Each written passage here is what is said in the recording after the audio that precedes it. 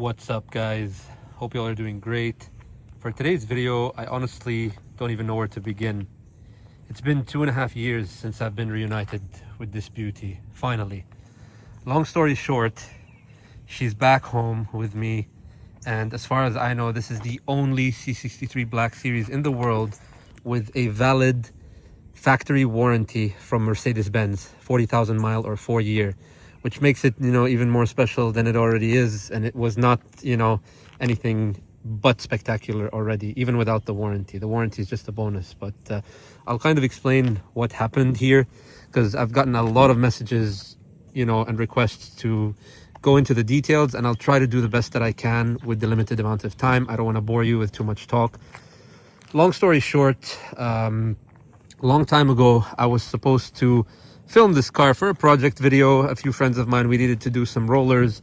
So I started it up in the garage and it made a very funny engine sound. Shut it off immediately because, I'm extremely paranoid and don't like to take any chances. Called the dealership, Mercedes-Benz, God bless them. They sent a flatbed, picked it up, took it to the dealership. Initially, I was thinking, it's going to be a bunch of coils or maybe some injectors, because it really didn't sound that bad. I've heard horrible engine knocking from cars before, and I wasn't expecting for this to be something bad. Anyways, first step we did was try to basically rebuild the whole engine on the car. So it was a gruesome process. We purchased all the parts for this engine, authentic Black Series from Mercedes-Benz, all that stuff. I requested for it to be, to try and fix it. That process was a long process, didn't work. So the next step was to just put a brand new factory engine from this thing. The only thing was the price tag of that engine is $125,000 here, which is a huge number. Long story short, we worked back and forth with the dealership. This car is a special car. A lot of people might not have done that. I've spoken to some people that are like, you guys are crazy. Maybe you shouldn't do it. You should just get rid of it, blah, blah, blah, blah, blah. This whole car was perfect. The only fault was that tiny thing in the engine. And being a Black Series engine, I appreciate all the people in the world and the experienced, techs and all that can rebuild the motor, but you're never going to get the actual engine the way they do it in Mercedes in Germany, in AMG, basically. So, yeah, long story short, we did that. We went through the car, top to bottom, and finally, after 2.5 years and a very, not just time consuming and mentally stressful, but it was really financially stressful. I'm not, and my family, we're not at that level where we can, spend that much money to fix a car. And so we had to make it, through a process and work through it. And finally, it's back here. And that's basically the shortest form of the story. There's a lot of things that went through, along the way, from transport to all that stuff, to the engine coming from Germany and all that, and the car being, gone through. Because once you're changing the engine, you're going to look through it, right? You're already paying, you're already going through the process. You might as well check the whole car. Everything is absolutely, the way it drives now, it's unreal. It's like, I was so excited to go pick it up from the dealership, because it's really like picking a new car. It's really like going to Mercedes and getting a brand new car. But from me, from an enthusiast's point of view, they really don't make cars like this anymore. I've said that a million times in my videos before. I'll keep saying that today. It's 2026 now, going on 2027. Absolutely will not change my mind. This is one of the best cars on earth. And that is exactly why we went through the process and, had to endure the mental, financial strain that it kind of caused. But the result of all that, turmoil, let's say, is basically a almost brand spanking new machine. This technically has 0 miles right now.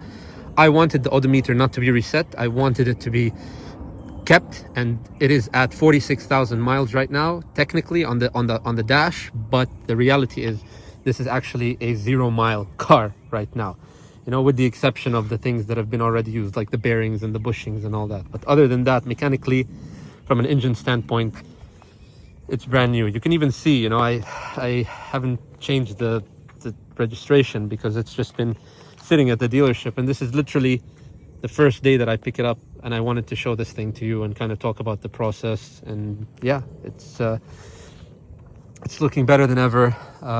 It will need a good detail, you know. I want this thing to always look perfect, but you know, just I don't know how to explain it. I feel giddy in this thing. I feel giddy driving it. I feel amazed looking at it. There is absolutely no way that I would have been able to afford this thing back when it was released. And now though, it's probably worth, you know, waiting and doing all this stuff to it. It's probably much more expensive than when it was released, but these things are only going up in value. And yeah, I don't know, I'm gonna hang on to this thing, and it's one heck of a machine. So I popped open the hood and I wanted to show you the new engine. Brand spanking new. All the components are literally crate from the crate straight into the car. And I'm keeping this thing as stock as possible. No more tunes and everything. The Capristo exhaust will stay. I'm not gonna mess with it, not gonna do anything to it. You know, it was a surprise even from the beginning, because I've never dynoed this machine. I've always, yes, I've driven it rough and all that, but never consistently. And you know, shit happens. Unfortunately, what happened already, and here we are. New engine, the car is fine. It's actually, honestly, drives better than before. This new engine purrs, and there's no noises, there's no clunkiness. It really drives like a new car, and I'm very thankful. Even I'm gonna be driving it, basically babying it, since it's basically like breaking in a new car. So I have to drive it for around 800, 900 miles, no more than 3k RPM. I want to do the break-in process as properly and as smoothly as possible. Again, I've not even been, you know, hitting the brakes pretty hard. They still have the rust on them, which will dissipate. It'll go on its own when I drive it more. This is literally after 2.5 years of sitting, so that'll go away. But yeah, it's and I know, guys, I've been kind of slacking on the videos on YouTube and everything. It's just making car videos is extremely exhausting for me and takes a lot of my time and energy.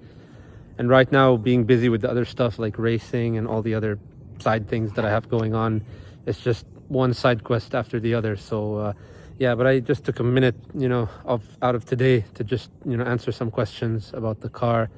And yeah, I mean, again, I'm not, you know, the BBC. I'm not anything like those guys that do the reviews. I'm just a car enthusiast that likes to share my opinion on certain cars. I don't even have the access to fresh, brand new cars. I mean, sometimes I do. I will say I do have my great networks and all that stuff, but I'm nothing still compared to someone like the guys back in the day with the BBC, like Clarkson and Chris Harris and all those guys. I put those guys on a pedestal, and they have the budget, they have the knowledge, they have the experience, they even have the silver tongue when it comes to car reviews. But I just like to do my best to give you my personal opinion as a relatable car enthusiast just like you, and I do my best to stay non-biased in anything, even the things that I love and that I like.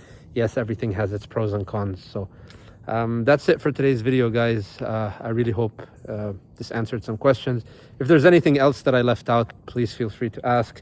If there's a particular car you want to see too, I know I said that I don't really have too much access, but with the limited amount that I have, I could probably get my hand on certain things that maybe other people cannot. So let me know if there's a particular car you want to see me talk about or review, and I'll do my best to make time for that. It's just becoming pretty difficult. But if there's a particular vehicle that, you know, more than one person kind of wants answers on or wants to see it in action or something, just let me know and I'll try to bring it on.